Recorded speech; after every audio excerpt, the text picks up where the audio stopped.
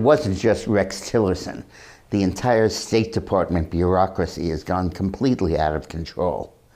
Start with the fact that it's the most partisan agency of the government, which means that 99% of the campaign contributions made by employees or contractors of the State Department went to one candidate. Guess which one that was? Hillary Clinton. And the department has changed almost not at all under Tillerson.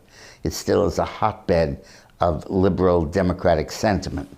This was epitomized last week when Sarah Nawazadeh, a State Department employee, wrote an article, and the State Department vetted and approved of the article, defending the Iran deal and attacking Trump for wanting to change it and warning of dire consequences were he to move ahead, directly contrary to Trump and administration policy. And this goes throughout the whole department. Just recently, there was a big controversy within the department over whether guards of the embassy should be armed or not. In the Benghazi raid, they were not armed. And a contractor who wanted to arm had his bid rejected, and then he was asked to come back in right before the raid, but it was too late to do anything. And now the State Department is saying absolutely that guards should not be armed because it's a provocation to the nation where they're located. Absolute nonsense.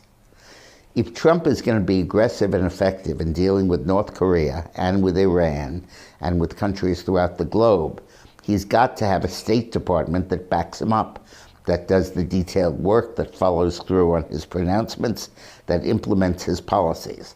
And that doesn't just mean a secretary. I'm glad he's replacing Tillerson with Pompeo, but there has to be a top-to-bottom replacement of the people in the State Department. You can't have an agency of that consequence and that magnitude filled with bureaucrats who are dedicated to perpetuating a line that's directly contrary to the one the president is taking. And that really is what we're facing. All of this underscores the need for a change in Senate procedures, which would permit limited debate on confirmations of executive branch employees. Right now, the rule is that you can close off debate with 51 votes. But the problem is that when you close off the debate, you automatically open up a 30-hour debate period, limited to 30 hours.